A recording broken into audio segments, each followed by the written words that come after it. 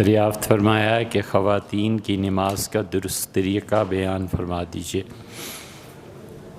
خواتین جیسے نماز پڑھتی ہیں گھروں میں کہ وہ سجدہ سمٹ کے کرتی ہیں اور اسی طرح دونوں پاؤں جوڑ کے رکھتی ہیں اور اپنے سینے پہ ہاتھ باندھتی ہیں اور اسی طرح رکوع میں بھی وہ سمٹتی ہیں اور دونوں پاؤں ایک طرف نکال کے بیٹھ کے پھر تشہد پڑھتی ہیں۔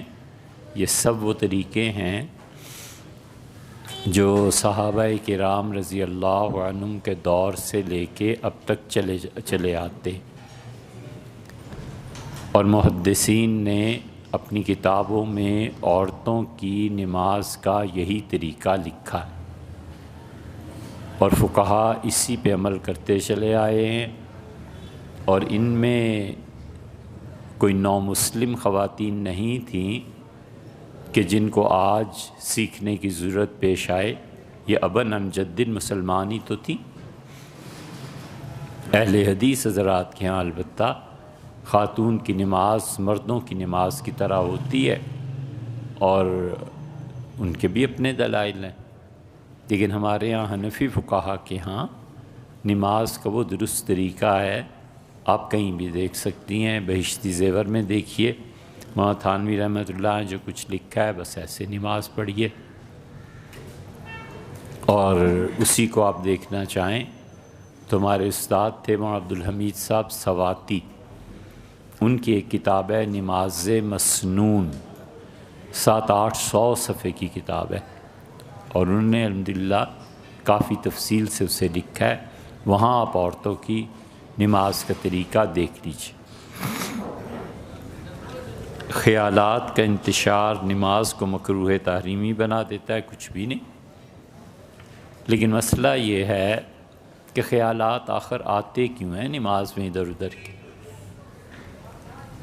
اپنے ایمان کو چیک کرنا چاہیے کہ میرا ایمان اللہ کے ساتھ کتنا مضبوط ہے۔ اللہ کے سامنے کھڑا ہونا ہے، دربار میں پیش ہونا ہے، اس کی نظر عنایت ہے۔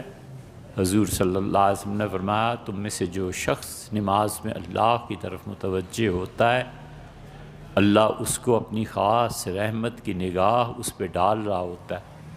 پھر جب وہ ادھر ادھر دیکھنے لگتا ہے تو اللہ کہتے ہیں بندے میں تیرے پہ مہربان ہوں اور تو ادھر ادھر دیکھ رہا ہے۔ پھر دوبارہ ایسے ہوتا ہے، پھر تیسری مرتبہ اللہ کہتا ہے کہ بس تو جا، تیری راہ اور میری راہ۔ تو اس سے کبھی بھی غفلت نہیں برتنی چاہیے، اس تصور کو باندھنا چاہیے کہ میں اللہ کے سامنے کھڑا ہوں اور تعالی شانہ مجھ سے محبت کا اظہار فرما رہے ہیں۔ بڑے بڑے لوگ اس مقام پہ پہنچ کے اللہ کی ہیبت اور اللہ کے خوف سے کانپ جاتے تھے۔ حضرت زین العابدین رحمۃ اللہ علیہ نے 25 حج پیدل کیے تھے مدینہ منورہ سے مکہ مکرمہ تک۔ تو لوگ کہتے ہیں کہ ہم نے انہیں دیکھا 2 مواقع پہ رنگ اڑ جاتا تھا ان کا اور کانپنے لگتے تھے، ایک نماز کے اللہ اکبر میں، اور ایک جب وہ احرام باندھتے تھے اور کہتے تھے لبیک تو آنسوؤں کی جھڑیاں لگ جاتی تھی اور وہ بے اختیار رو دیتے تھے۔ ہم نے ان سے پوچھا کہ آپ کو کیا ہوتا ہے؟ انہوں نے کہا تم نہیں جانتے کس کے سامنے پیش ہو رہا ہوں، کس کے سامنے کھڑا ہوں، یہ اللہ کا استحضار ہے۔ ہمیں اس کا سوچنا چاہیے۔ حضور اقدس صلی اللہ علیہ وسلم کے ایک صحابی رضی اللہ عنہ صبح نماز کے لیے پڑھا رہے تھے، کون تھے دیکھ لیجیے گا، کتابوں میں ان کا نام ہم نے بیان بھی کیا ہوا ہے کئی جگہ، اور انہوں نے جب یہ آیت پڑھی فَإِذَا نُقِرَ فِي النَّاقُورِ، اور جب لوگوں پھونک دیا جائے گا سینگ میں، اور وہ بڑا سخت دن ہے، الکافرین غیر یسیر، اور کافروں کو کوئی چھوٹ اس دن ہم نہیں دیں گے، تو چیخ ماری اور گر گئے اور ختم۔ کسی نے پوچھا تو انہوں نے حکما نے کہا دل پھٹ گیا۔ تو اللہ کے سامنے کھڑا ہونا اور پھر ادھر ادھر کی سوچے، یہ عجیب بات ہے۔ حضرت شیخ فرماتے تھے مولانا زکریا صاحب رحمۃ اللہ علیہ کہ میں حضرت سہارنپوری رحمۃ اللہ علیہ میرے شیخ مجھے ابو داؤد کی شرح لکھوا رہے تھے، تو حضرت کی عمر بہت زیادہ ہو گئی تھی تو لکھنے میں دقت تھی، تو مجھ سے املا کراتے تھے، میں لکھتا جاتا تھا۔ تو میں ایک مرتبہ پتہ نہیں کس خیال میں تھا، تو حضرت رحمۃ اللہ نے پہلا جملہ کہا، پھر کہا، پھر زور سے فرمایا کہ من بتو و توبہ امر زید، سعدی کا جملہ ہے، میں تیرے خیال میں ہوں اور تو کسی اور جہان میں گم ہے۔ شیخ فرماتے تھے ساری زندگی جب بھی یہ جملہ میرے دماغ میں گونجتا ہے تو پسینہ چھوٹ جاتا ہے کہ میں نالائق پتہ نہیں کیا سوچ رہا تھا اور شیخ میری طرف متوجہ۔ یہ تو انسانوں کا حال ہے، اللہ تو اللہ ہے۔ لیکن شرعاً فقہی اعتبار سے جو بھی خیالات و نماز مکروہ نہیں ہوتی۔ انگشت شہادت کے اٹھانے اور ہاتھ کے درست پوزیشن کے مسئلے پہ رہنمائی فرما دیجیے۔ ہر طرح سے آزادی،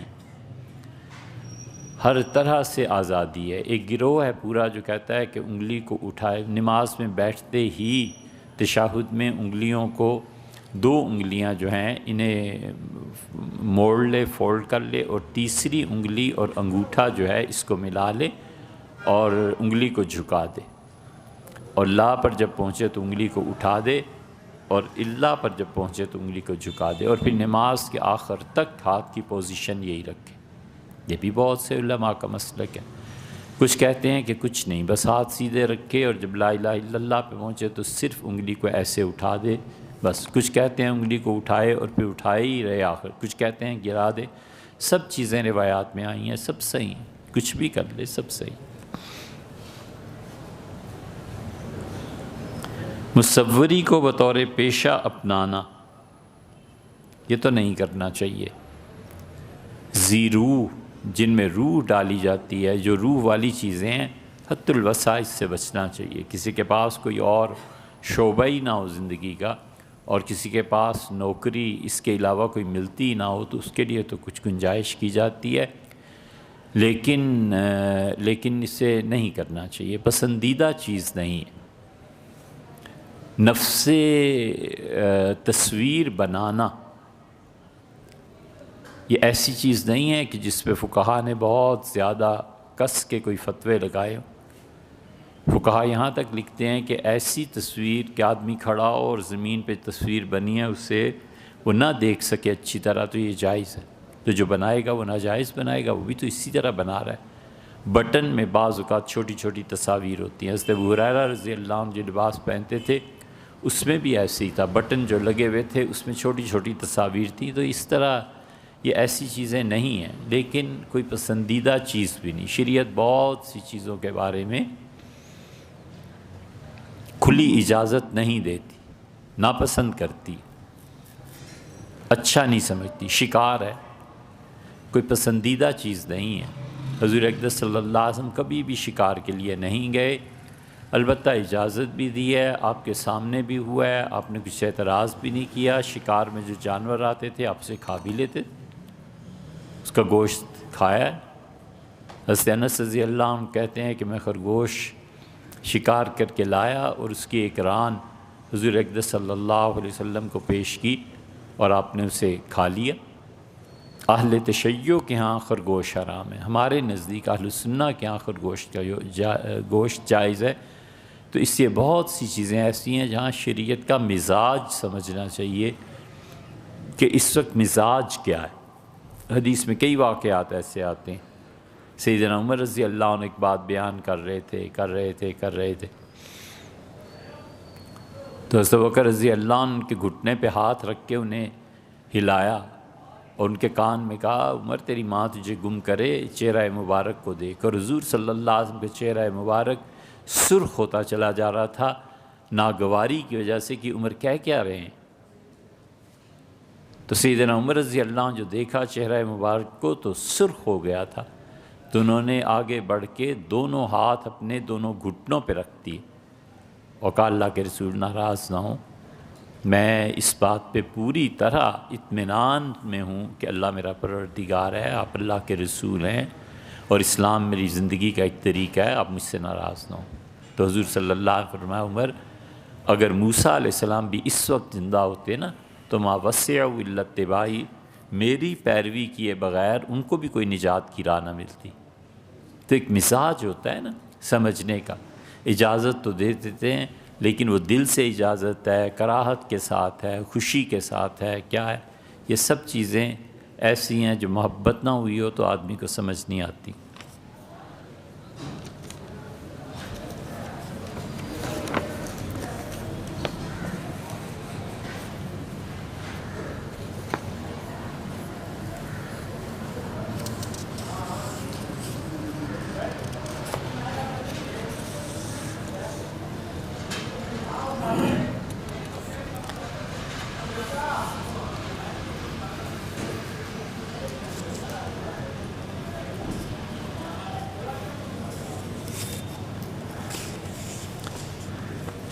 یہ آپ نے سوالات اتنے گہرے تحریر فرمایا ہیں کہ اس پہ تو پورا رسالہ کوئی لکھے۔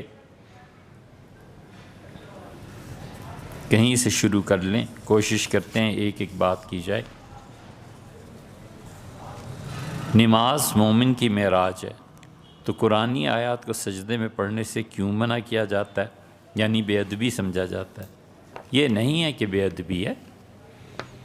حضور اقدس صلی اللہ علیہ وسلم نے سجدے اور رکوع میں اصل میں دو چیزوں کی طرف توجہ دلائی ہے۔ رکوع جو ہے وہ پہلی حرکت ہے کہ آدمی اللہ کی عظمت کا اقرار کرتا ہے۔ ہاتھ باندھنا ادب ہے۔ بادشاہ کے ہاں کیسے کھڑا ہونا چاہیے؟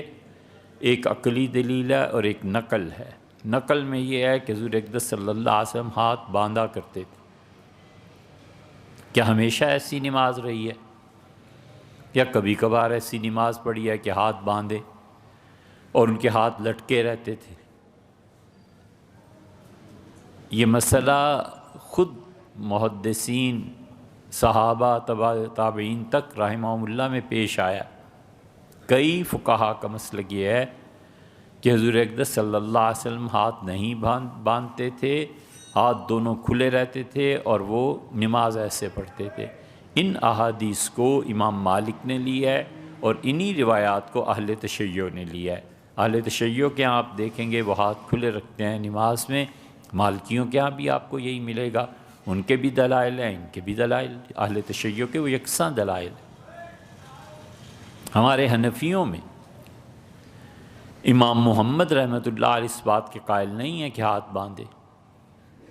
امام محمد رحمۃ اللہ علیہ فقیہ ہیں۔ محمد نے فرمایا کہ اللہ اکبر کہہ کے دونوں ہاتھ کھلے چھوڑ دے، اور جب قرآن کی تلاوت شروع کرے الحمدللہ رب العالمین پہ، اس وقت ہاتھ باندھے۔ وہ کہتے ہیں یہ قرآن کے ادب کی وجہ سے ہے، قرآن کے احترام میں۔ اور چونکہ وہ پڑھے ہوئے تھے حدیث امام مالک رحمۃ اللہ علیہ سے مدینہ منورہ پہ، تو ان پہ حدیث کا بڑا غلبہ ہے امام محمد پہ۔ اگر ہماری یہ فقہ سمرقند اور بخارا اور ان علاقوں کی بجائے عراق سے آئی ہوتی تو ہماری فقہ حنفی پہ حدیث کا غلبہ ہوتا۔ اب ہماری فقہ حنفی پہ عقل کا بڑا غلبہ ہے، عقلیات کا غلبہ ہے۔ وہ بہت بڑا مقام دیتے ہیں کہ انسانی عقل کیا کہتی ہے، عقل کے مطابق بات کرو، اس کو سمجھو۔ تو اس لیے ہاتھ باندھنا ادب اور احترام ہے خدا کی کتاب کے لیے۔ یا پھر یہ کہ ابو حنیفہ، ابو یوسف، شافعی اور حنبلی یہ سب کہتے ہیں کہ حضور اقدس صلی اللہ علیہ وسلم ابتدا ہی سے ہاتھ باندھتے تھے۔ اس کے بعد صحیح معنی میں یہ جو ہاتھ کھول کے نماز پڑھتے ہیں مالکی اور اہل تشیع، وہ کہتے ہیں بادشاہ کے سامنے ہاتھ باندھنے کا کیا تصور ہے؟ کچھ بھی نہیں، مجرموں کی طرح کھڑے ہو ہاتھ لٹکائے ہوئے۔ یہ جو ہاتھ باندھنے کے قائل ہیں باقی ائمہ، وہ کہتے ہیں ادب اور احترام اسی میں ہے۔ بادشاہ کے یہاں جب جاتے ہیں تو ہاتھ باندھتے ہیں۔ اسی لیے حنفی فقہا نے لکھا ہے کہ کسی بھی شخص کے سامنے ہاتھ باندھ کے کھڑے ہونا اگر اس تصور کے ساتھ ہے کہ میں اس کی عبادت کر رہا ہوں تو یہ ہاتھ باندھنا کفر کی حرکتوں میں سے ایک حرکت۔ خدا کی توحید اتنی نزاکت کی قائل ہے، خدا کی توحید اتنی نازک ہے کہ وہ غیر کے سامنے ہاتھ باندھنے کی بھی اجازت نہیں دیتی کہ اللہ کا حق ہے۔ یہ ہے وہ چیز۔ اس کے بعد جب عملاً وہ جھکتا ہے یا سجدے میں جاتا ہے تو یہ دونوں مقامات ایسے ہیں کہ حضور صلی اللہ علیہ وسلم نے کوئی ادب اور بے ادبی کی بات نہیں فرمایا۔ آپ نے فرمایا کہ عظموا ربکم، اپنے پروردگار کی تعظیم کے کلمات پڑھو جب تم رکوع میں جاتے ہو۔ رکوع میں دعا کرنے سے بھی منع فرما دیا کہ رکوع میں دعا نہیں ہے، رکوع میں اللہ کی عظمت کے کلمات ہیں، مثلا سبحان ربی العظیم، مثلا سبوح قدوس ربنا ورب الملائکۃ والروح، حضور صلی اللہ علیہ وسلم یہ پڑھتے تھے۔ جتنی بھی دعائیں حدیث میں آئی ہیں رکوع میں رسول اللہ صلی اللہ علیہ وسلم جو پڑھتے تھے، سب میں خدا کی بزرگی اور عظمت ہے کہ وہ عظیم ہے، شہنشاہ ہے، اس کے سامنے جھکنا ہے۔ اور جتنی بھی سجدے کی دعائیں آئی ہیں نا، سب میں مانگنا ہے۔ اس لیے کہ یہ جو کراٹے کھیلتے ہیں نا بچے، اور یہ جو ٹریننگ لیتے ہیں، ان سے پوچھیں، ان کے ہمارے ٹیچر کہتے تھے کہ سب سے زیادہ بے بسی کی حالت انسان کی یہ ہے، اس سے زیادہ بے بس نہیں ہوتا۔ آنکھیں دیکھ ہی نہیں سکتی، نیچے ہیں کان، آواز اوپر کی زیادہ نہیں سن سکتے، پیشانی اور ناک زمین پہ خاک میں ملے ہوئے ہیں، دونوں ہاتھ مٹی میں ملے ہوئے ہیں، کوئی بھی مارنا چاہے تو مار دے، گردن پہ پاؤں رکھ کے تو ہڈی توڑ دے، آ کے پیچھے سے کوئی درہ مارے تو کیا۔ سب سے زیادہ بے بسی کی حالت عاجزی کی حالت ہے۔ حضور صلی اللہ علیہ وسلم ہمیشہ دعا کی تلقین فرماتے تھے کہ اللہ سے دعا مانگو جب تم سجدے میں ہو، اور بڑی لمبی دعائیں، بہت لمبی دعائیں۔ ایک مرتبہ حتیٰ کہ رسول اللہ صلی اللہ علیہ وسلم اتنے لمبے سجدے کرتے تھے کہ حضرت ابو ہریرہ رضی اللہ عنہ وغیرہ فرماتے ہیں کہ ہم قریب ہو گئے کہ سانس بھی آ رہی ہے یا نہیں، ایسے تو نہیں ہے کہ کہیں حیات طیبہ سمیٹ دی گئی ہو، اتنے لمبے سجدے، پہر گزر جاتے تھے سجدوں میں۔ یہ جو بدر کے موقع پہ حضور صلی اللہ علیہ وسلم نے نماز پڑھی اور سجدہ فرمایا ہے، سیدنا ابوبکر رضی اللہ عنہ کہتے تھے میں پیچھے کھڑا تھا حفاظت کے لیے، اور رسول اللہ صلی اللہ علیہ وسلم جو سجدے میں گئے ہیں تو اتنا روئے ہیں، اتنی دعا مانگی ہے کہ مجھ سے برداشت نہیں ہوا، اور میں نے کمر سے پکڑ کے اٹھا دیا۔ میں نے کہا اللہ کے رسول انہو سینجز لک ما وعدتک، جو اس نے کہا ہے نا آپ سے وہ ضرور پورا کرے گا، آپ کی فتح ہو جائے گی، آپ کیوں اتنے پریشان ہوتے ہیں؟ تو اس لیے ادب اور بے ادبی کا ہے ایک پہلو، مگر بہت خفیف، اور قرآن کریم پڑھنے سے منع فرمایا ہے، بہت سی جگہوں سے منع فرما دیا ہے، اس میں سے ایک چیز یہ بھی ہے۔ ایک بات تو یہ بھی سوچ لینی چاہیے کہ حدیث میں یہ جو چیزیں آتی ہیں نا، ہر شخص کے بس میں نہیں ہوتا کہ اتنی دقیق مباحث میں پڑھے۔ شکر کرے عمل کی توفیق، بس جو انہوں نے فرمایا ہے اگر صحیح سند سے ثابت ہے تو اس کو کر لے۔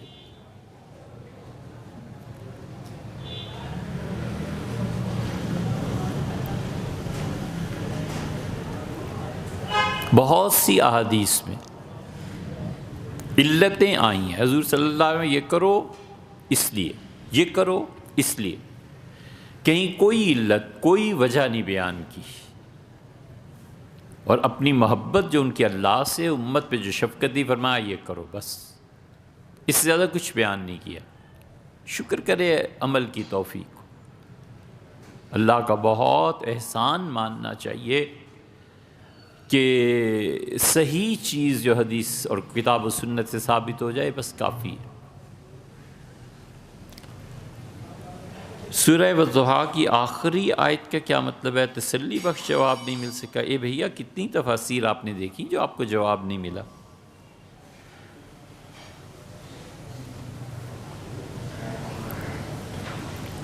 اللہ تعالیٰ نے فرمایا جو انعامات میں کرتا ہوں کسی بھی بندے پر اس کا اظہار چاہیے۔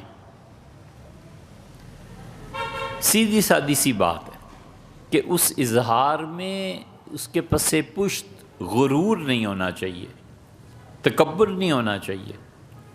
ایک آدمی خدا کی کسی نعمت کا اظہار کرتا ہے، وہ کہتا ہے یہ ہمارے بیٹے ہیں، ان سے ملیے، وہ کہتا ہے جی ماشاءاللہ آپ کا بیٹا یہ، وہ کہتا ہے سب اللہ کا مال ہے، سب اللہ کی مہربانی ہے۔ تو وہ اس عاجزی کا اظہار کر رہا ہے کہ جو آپ میری طرف نسبت کر رہے ہیں نا، مجھے یہ نسبت بھی اچھی نہیں لگتی، اللہ چاہے تو یہ رکھے اور اللہ نہ چاہے تو زندگی لے لے، میں کیا کر سکتا ہوں۔ اللہ تعالیٰ کے انعامات کا اظہار ہے، کسی کو اللہ نے پیسے دیے ہیں تو کیوں نہیں اچھے کپڑے پہنتا۔ یہ بہت سے لوگوں کو آپ دیکھیں گے، یہ صبح صبح اٹھتے ہیں نا تو جنوں کی طرح، بھوتوں کی طرح گھر سے نکل پڑتے ہیں۔ بہت سے لوگوں پہ غور کرو، اللہ جانے یہ کس تہذیب سے تعلق رکھتے ہیں، موہنجو دڑو سے اٹھ کے آتے ہیں یا ہڑپا سے آتے ہیں، بکھرے ہوئے بال، کالج جا رہے ہیں، اسکول جا رہے ہیں۔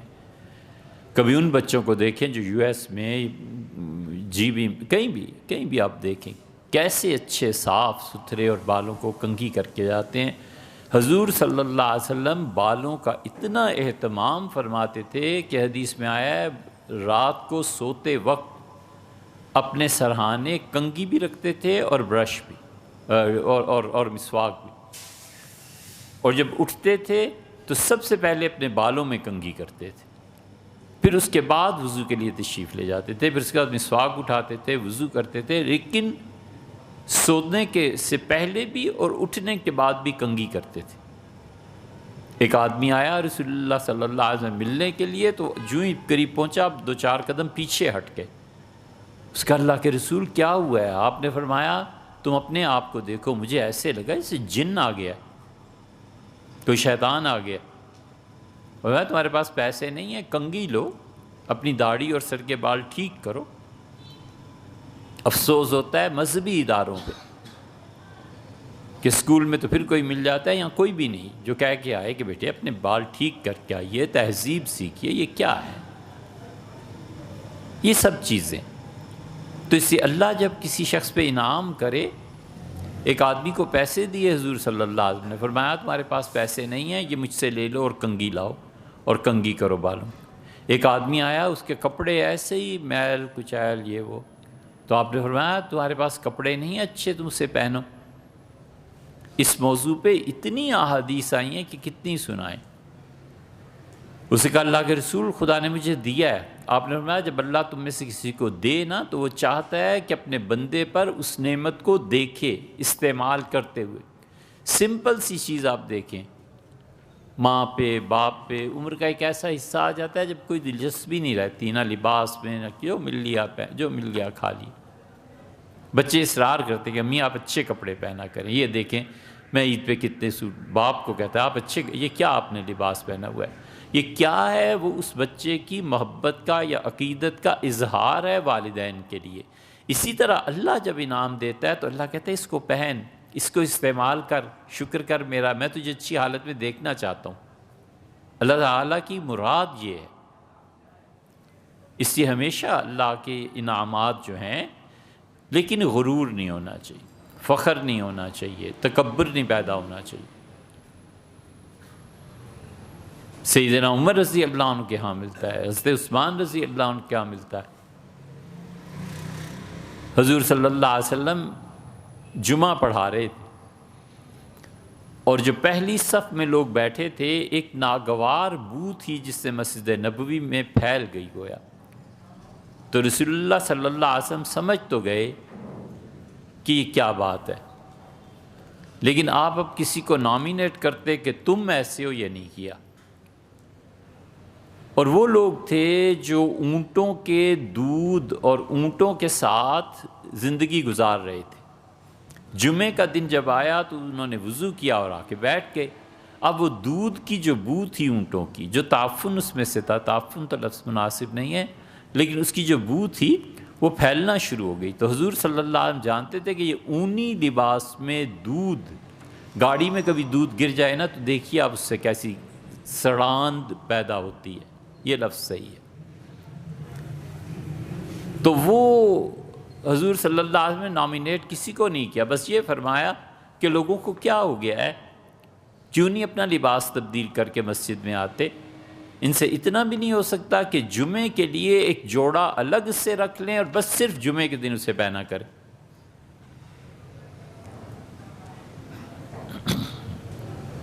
یہ اسی لیے فرمایا، اسی لیے فقہا نے مسائل میں لکھا ہے کہ جو شخص جو کام کرتا ہے اگر وہ ایسا کام ہے جس میں بو پیدا ہوتی ہے تو ان کپڑوں میں آ کر نماز پڑھنا نماز کو مکروہ کرتا ہے۔ مثلاً موٹر سائیکل ٹھیک کرتا ہے، مثلاً گاڑیوں کا کام کرتا ہے۔ اب لا محالہ جب آئے گا تو پیٹرول کی بو آئے گی، ڈیزل کی آئے گی، انجن کی، اس کی یہ انہی کپڑوں میں آ رہا ہے، اور ساتھ کھڑے ہونے والے کو تکلیف ہو رہی ہے کہ یا اللہ کدھر مصیبت میں پھنس گیا ہوں۔ فقہا نے لکھا اس کی نماز مکروہ ہوتی ہے، اسے چاہیے کہ نماز آتے وقت کپڑے بدل کے آئے۔ ہر وہ لباس جسے پہن کے انسان اپنے سسرال میں نہیں جا سکتا اس کو پہن کے اللہ کے آنا بھی منع ہے۔ سیدھی سادی سی بات ہے۔ اسی اللہ کہتا ہے جب میں انعام کروں تو اس کا اثر میں تم پہ دیکھنا چاہتا ہوں۔ اللہ تعالیٰ نے بہت دیا ہے، آپ خود کھاتے ہیں، آپ لوگوں کو کھلاتے ہیں کہ لوگ آپ کے گھر میں آئیں، مہمان ہیں۔ آپ تھوڑی دیر کے لیے اللہ کی ایک صفت میں شریک ہو جاتے ہیں۔ یہ مہمانوں کو اتنی جو شریعت نے اہمیت دی ہے، اللہ نے سورہ انعام میں اپنے متعلق کہا ہے کہ میں لوگوں کو کھلاتا ہوں، خود نہیں کھاتا۔ تو جو آپ کے گھر آتا ہے آپ اسے کھلا رہے ہوتے ہیں، خود تو نہیں کھاتے نا، اسے کھلا رہے ہیں آپ کا یہ مقام ہے۔ آپ تھوڑی سی دیر کے لیے اللہ کی صفت میں شریک ہو جاتے ہیں کہ اللہ میں تیرے بندوں کو کھلا رہا ہوں، خود نہیں کھا رہا۔ یہ ہوتا ہے، یہ اللہ کے انعام کا اظہار ہے۔ اور کافر بھی یہ کرے نا اس کو نفع پہنچتا ہے۔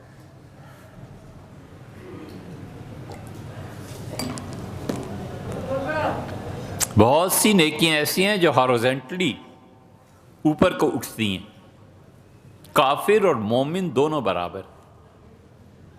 لوگوں کی خدمت کرنا، لوگوں کو کپڑے پہنانا، لوگوں کو کھانا کھلانا، لوگوں کی ضروریات، اپنا وقت، انہیں وقت دینے سے زیادہ کوئی سخی نہیں۔ دنیا میں سب سے سخی آدمی وہ ہے جو اپنا وقت آپ کو دے دے، اس سے زیادہ کہ اس لیے کہ وہ وقت اسے ملنا ہی نہیں، وہ تو جنت میں پہنچ کے بھی نہیں ملنا۔ پیسے دینا سخاوت زیادہ اتنی بڑی لمبی چوڑی بات نہیں ہے، پیسے اسے واپس بھی دے دے گا۔ کئی لوگ ہوتے ہیں کہتے ہیں اچھا میری شادی پہ اتنا خرچ کیا، اس کی شادی پہ اس سے بڑھ کے دے دوں گا، ہوتا ہے نا، نہیں غیرت قبول کرتی۔ سب سے بڑا سخی وہ ہے جو وقت دے دے، جو ٹائم دے دے، اسے شعور ہے کہ یہ جو ٹائم اسے دے رہا ہوں 1 گھنٹہ، پھر تو مجھے کبھی بھی نہیں ملنا، موت تک بھی اور اس کے بعد بھی۔ سخی آدمی وہ ہوتا ہے جو وقت دے دیتا ہے۔ تو وہ اللہ تعالیٰ نے جو انعامات اس وقت ایسی چیز، وہ خدا اس میں کافر اور مومن دونوں پر مہربانی کرتا ہے۔ اسی لیے حکیم ابن حزام رضی اللہ عنہ نے رسول اللہ صلی اللہ علیہ وسلم کہا تھا کہ اللہ کے رسول، میں جب کافر تھا تو میں 1000 اونٹ اللہ کی راہ میں خرچ کرتا تھا حاجیوں کے لیے، اور جب حاجی آتے تھے تو میں عرفات میں 1000 آدمیوں کو کھانا کھلاتا تھا۔ اب بھی عرفات جب آتا ہے، عرفات جو لوگ جانتے ہیں جاتے ہیں، جنہوں نے دیکھا وہ جانتے ہیں، عرب اس وقت ٹریلے کھڑے ہوئے ہوتے ہیں اور پھینک رہے ہوتے ہیں چیزیں، یہ وہ ان کی عادت۔ حکیم ابن حزام رضی اللہ، حضور صلی اللہ علیہ وسلم نے کیا فرمایا؟ آپ نے فرمایا اسلمت علی ما، یہ جو تجھے اسلام کی اللہ نے توفیق دی ہے نا، یہ اس سخاوت کی وجہ سے جو تو اس کے بندوں پہ کرتا رہا ہے۔ اسی لیے عمر بن العاص کی روایت میں آتا ہے کہ تم دیکھو گے قرب قیامت میں کہ لوگ جب مصیبت اور تکلیف میں گرفتار ہوں گے تو سب سے پہلی مدد کے لیے ان کے لیے جو لوگ آئیں گے یہ عیسائی ہوں گے۔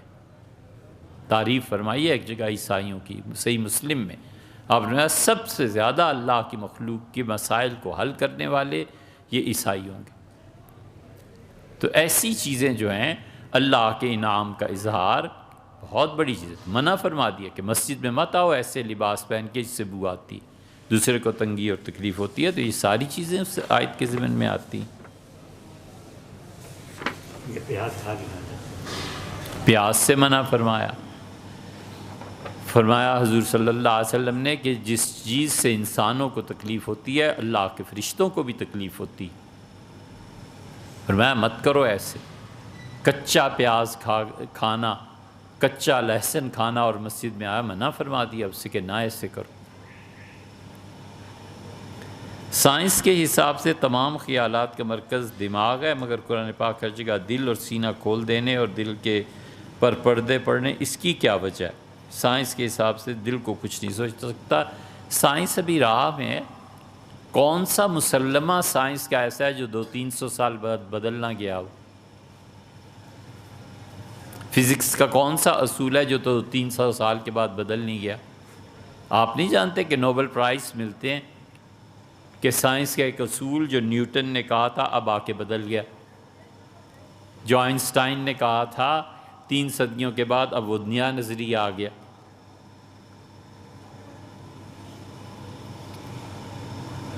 اور اس لیے بھی کہ بنیادی فرق ہے. انبیاء علیہ السلام یہ سائنس کی تھیوریز بیان کرنے نہیں آتے.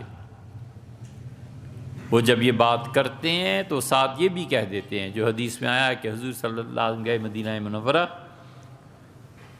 تو کھجوروں میں عرب یہ کرتے تھے کہ وہ نر اور مادہ دونوں پیڑ دونوں درخت لے کے ملاتے تھے اور پھر اس سے کھجوریں آتی تھیں.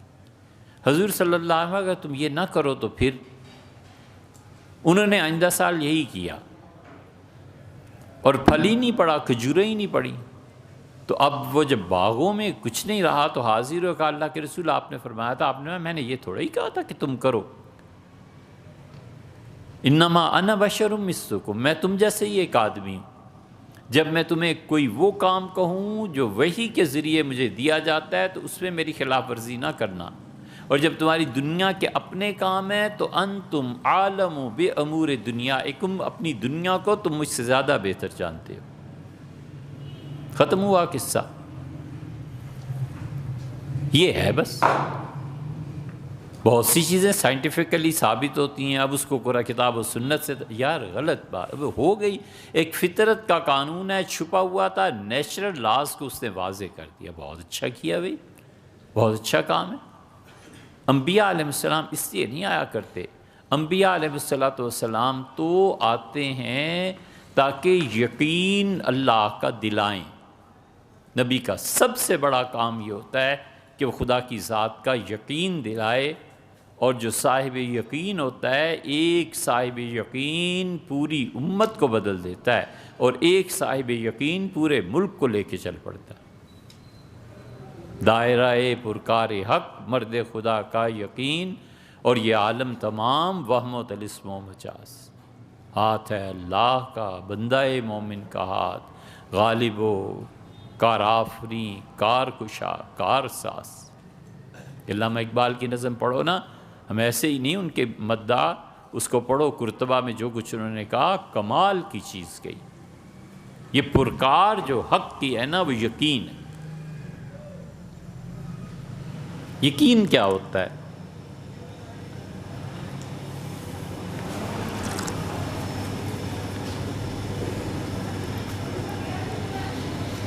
ایک یقین ہوتا ہے جو قطعی ہوتا ہے اور سبب اور مسبب کا تعلق پیدا کرتا ہے. آپ کہتے ہیں کہ آگ لگ گئی، بچہ کہتا ہے کہ ابو آگ تو نظر نہیں آ رہی، وہ کہتے ہیں دھواں نہیں نظر آ رہا. لا محالہ دھواں اور آگ کا تعلق ہے. ایک یقین ہوتا ہے جو نتیجے کے طور پر سامنے آ جاتا ہے، یہ وہ ہے. اور ایک یقین ہوتا ہے جو کسی دلیل کا محتاج نہیں ہوتا، وہ اپنا خود یقین ہے. ہر آدمی کو پتہ ہے کہ میں آدمی ہوں، ہر آدمی کو پتہ ہے کہ میں ڈر گیا تھا، ہر آدمی کو پتہ ہے کہ میں خوش ہوا تھا لیکن ضبط کر لیا تھا. اب اس کے آدمی ہونے پہ کیا دلیل قائم کرنی ہے؟ اسے خود سے پتہ ہے. اس کا وجدان گواہی دیتا ہے کہ تم مرد ہو، اس کا وجدان گواہی دیتا ہے کہ تم عورت ہو، اس کا وجدان گواہی دیتا ہے کہ تم انسان ہو.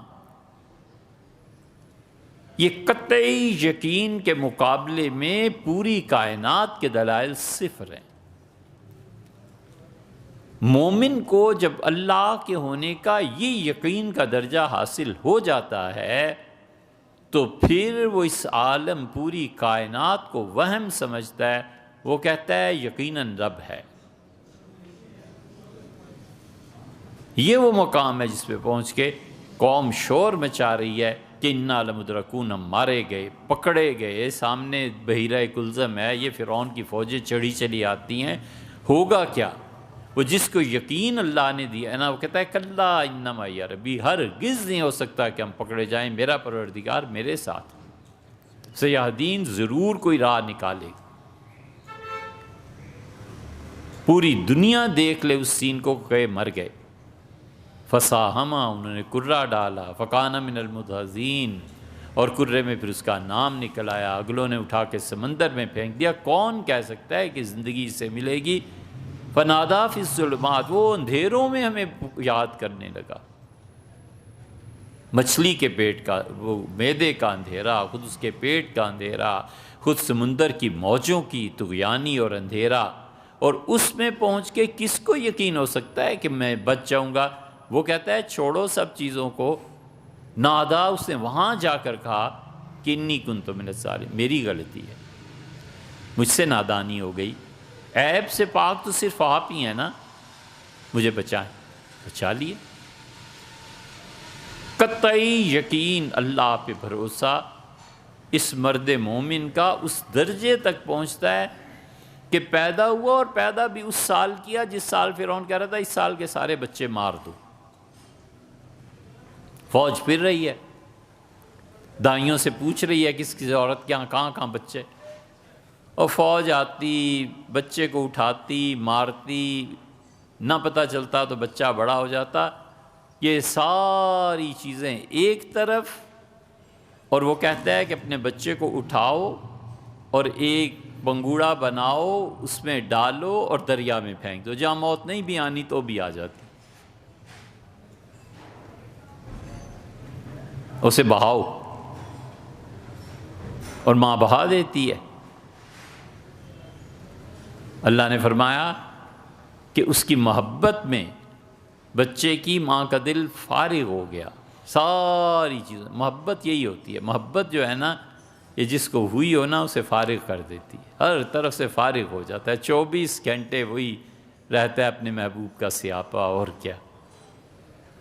اللہ نے فرمایا ماں فارغ ہو گیا اس کا دل، اور جہاں نہیں بھی موت آنی وہاں وہ اللہ نے بتا دیا کہ تم کن چکروں میں پڑے ہوئے ہو، فرعون کی فوج آئے، مارے، یہ کرے وہ کرے، ہم چاہیں گے تو موت دیں گے نا، ہم چاہیں گے تو بچہ ڈوبے گا، ہم نہیں چاہتے، نہیں ہوا، ختم۔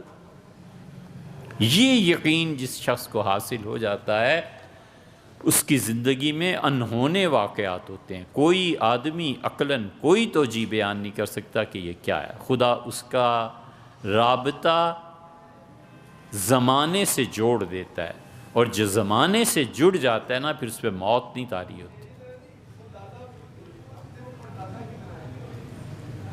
اس لیے سائنس کے حساب سے جو بھی خیالات کا مرکز ہے، چل لیں تو آگے ابھی۔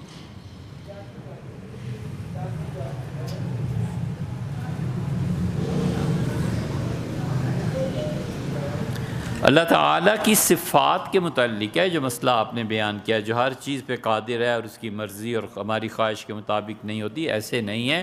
مصلحت کی تعریف اور ہے، مصلحت کی تعریف اب ملا صدرہ کے یہاں پڑھیں تاکہ اندازہ ہو مصلحت کیا ہوتی ہے۔ اللہ کے فیصلے ہماری مرضی کے موافق ہوں یا مخالف ہوں، ہمیں اپنے کام سے کام رکھنا چاہیے، اس بات پہ نہیں جانا چاہیے کہ اللہ نے یہ کہا اور اللہ تعالیٰ کی تقدیر، ہمیں کیا پتا خدا نے کیا لکھا اور کیا نہیں لکھا۔ ہم نے اٹھ کے اس دروازے سے باہر جانا ہے، سیدھی طرح اٹھیں اور چلیں۔ اللہ نے اگر یہ لکھا ہے کہ تمہیں موت آ جائے گی اور تم دروازے سے باہر نہیں جا سکتے، تو یہ ضروری ہو گیا ہے کہ اب ہم اس پہ عمل کریں۔ ہم نے تو عمل وہ کرنا ہے جو اللہ نے سینسز دی، عقل دی ہے، شعور دیا ہے۔ خدا کے فیصلے وہ جانے بھیا، جب ملو گے پوچھ لینا کہ میرا یہ خیال تھا، آپ نے یہ کر دیا، تو بتا دیں گے کہ کیا ہے۔ ایک سوال یہ پوچھا ہے کہ ایک خاتون نے نظر مانی روزے کی، اور اگلے دن ان کے ایام شروع ہو گئے تو وہ اس مدت کو پورا کریں اور جب پاک ہو جائیں تو پھر وہ ایک روزہ رکھ لیں۔ نماز کی نظر مانی اور امام کے پیچھے فرض پڑھ لیے تو کیا نماز کی نظر پوری ہو جائے گی؟ ایسے نہیں ہوتا۔ مطلب ان کے کہنے کا یہ ہے کہ کسی آدمی نے مثلاً یہ نظر مانی کہ وہ 4 رکعتیں اللہ کے لیے پڑھے گا، اور پھر وہ نماز پڑھ کے بازار کہیں گزر رہا تھا تو دیکھا امام جماعت سے نماز پڑھا رہا ہے، تو وہ آ کر شامل ہو گیا کہ میری اپنی ظہر کی نماز تو ہو گئی یا عشاء کی ہو گئی، 4 کی نظر مانی تھی، چلو امام کے پیچھے جماعت سے پڑھ لیتا ہوں تو یہ 4 رکعتیں پوری ہو گئیں تو میری نظر پوری ہوگی۔ ایسے نہیں، نظر کی نماز بالکل الگ ہے، نہ وہ امام کے پیچھے ہوتی ہے، چاہے امام فرض پڑھا رہا ہے یا نفل پڑھا رہا ہے، اس کی نماز نہیں ہوگی، الگ پڑھنی پڑے گی۔ ایک جاسوس کافر پکڑا گیا اور اس نے کہا کہ میں ہندو ہوں اور تمہیں 20 برس سے نماز پڑھا رہا ہوں، تو کیا نمازیں لوٹائی جائیں گی؟ کوئی لوٹانے کی ضرورت نہیں ہے، وہ ہندو ہے یا کچھ بھی ہے، ہم نے اسے مسلمان سمجھ کے نمازیں پڑھی تھیں، وہ جو مرضی کرتا رہے۔ مرتد، ہاں البتہ جب اس نے ہندو ہونے کا اقرار کیا یا مرتد ہے، اس کے پیچھے نماز ظاہر ہے کہ نہیں ہوگی، ورنہ اب نمازیں کیوں لوٹائیں؟ اور یہ بہت سے قصے ہیں، 65 کی جنگ میں، 71 میں، جب سے ملک بنا ہے تب سے۔ ایوب خان صاحب بہت زیادہ اس میں بہت زیادہ وہ ملک کے ہمدرد اور بہت زیادہ تعلق تھا، ہمیشہ فرماتے رہے سن 64 میں کہ فاطمہ جناح جو ہیں یہ ہندوستان کے ایجنٹ ہیں اور امریکہ کی ایجنٹ ہیں۔ آپ کو یاد آیا؟ نہیں یاد آیا؟ نہیں یاد، اچھا ٹھیک، سنتے رہا کرو ایسی چیزیں۔ ایک خاتون کو طلاق ہو گئی اور پہلے شوہر سے طلاق کے بعد دوسری شادی کی اور وہ بغیر رخصتی کے دوسرے شوہر سے طلاق ہو گئی، پھر تیسری جگہ نکاح ہوا اور رخصتی کے بعد کچھ مہینوں کے بعد تیسرے شوہر نے طلاق دے دی، تو اب وہ پہلے 2 شوہر جو ہیں اس خاتون کے، ان میں سے کسی سے بھی نکاح کر لے جائز۔ وہ جو شرط تھی ایک بات تھی، ایک قانون خدا کا، وہ پورا ہو گیا، تو اب وہ دونوں جو پہلے اس کے شوہر ہیں نا، جس سے اصل میں طلاق دی تھی پہلا اور جس سے اس کا نکاح ہوا لیکن رخصتی نہیں ہوئی، ان دونوں کے لیے وہ خاتون جائز۔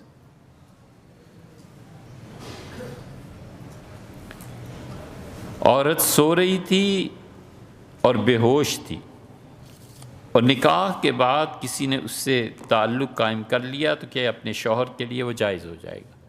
اس کا سونا یا عورت کا بے ہوش ہونا یا اسے گولیاں دے دینا کہ وہ سو جائے، ان تمام صورتوں میں شریعت نے جو کچھ کہا ہے وہ پورا ہو جائے تو اپنے پہلے شوہر کے لیے جائز ہو جائے۔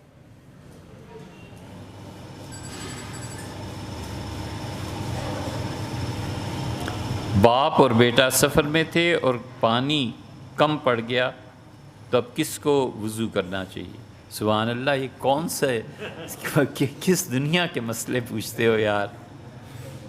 باپ کو پانی ملنا چاہیے، اس سے کہ اس کا حق زیادہ ہے، ایسے مسئلے پوچھتے ہیں لوگ۔ سردیوں کی رات اور جنوری کی کچھ عرصہ 2-3 سال شاید ہو گئے، رات کو آدھی رات کو 2-3 بجے گھنٹی بج رہی، آخر 4:45 اٹھا، ان کا کیا مسئلہ ہے؟ لڑکا بول رہا تھا ایسے جیسے پتہ نہیں کتنا بڑا مسئلہ اس کے لیے پیش آ گیا۔ تو ہم نے پوچھا کہ کیا ہوا کیا ہے؟ کہنے لگا جی میں ہوٹل میں بیٹھا ہوں، چائے پی رہے تھے دوست، ہمارے درمیان بحث، بڑی زبردست بحث ہے جی، آپ سے پوچھ۔ میں نے کہا پوچھ بھی چکو، اب پوچھنا کیا ہے؟ تو کہنے لگا موسیٰ علیہ السلام کی جو لاٹھی تھی جی وہ کس درخت کی لکڑی سے بنی؟ اب بھلا بتاؤ، یہ ہے معیار۔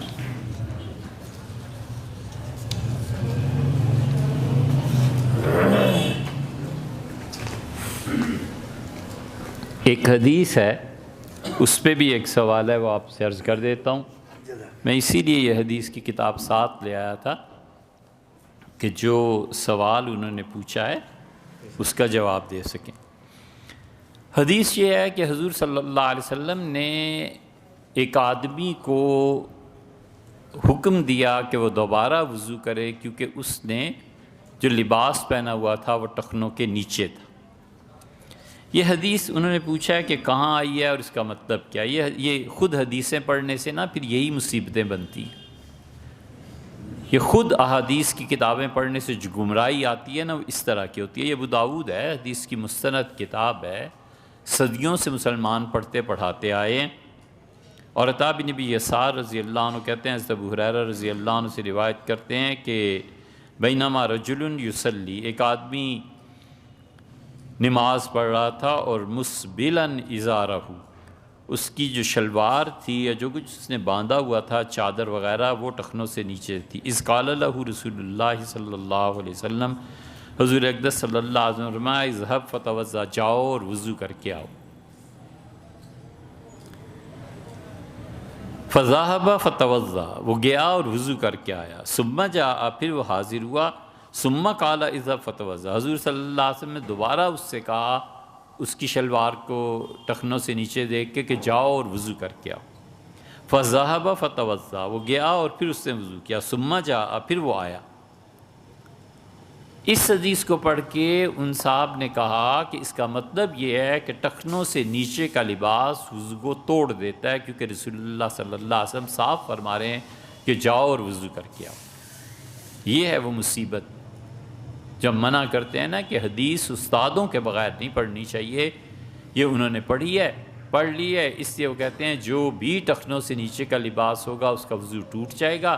اگر اسی پہ وضو ٹوٹنا ہے تو اس وقت دنیا میں لاکھوں نہیں کروڑوں ایسے ہیں جو ٹخنوں سے نیچے کی پینٹس پہنتے ہیں، جینس پہنتے ہیں، ان سب کی نماز کیا وضو بھی نہیں ہوتا پھر۔ فقال له رجل، ایک آدمی نے عرض کیا کہ یا رسول اللہ، اللہ کے رسول علیہ الصلوۃ والتسلیم، مالک امرأتہ ان یتوضا، کیا وجہ ہے، کیا ہو گیا ہے؟ امرتہ، آپ اسے حکم فرما رہے ہیں پھر کہ وضو کر کے آئے، اس کی کیا وجہ ہے؟ کیا ٹخنوں سے نیچے کا لباس وضو کو توڑ دیتا ہے، یا وہ کوئی چیز ہے جو ہم سمجھ نہیں پائے؟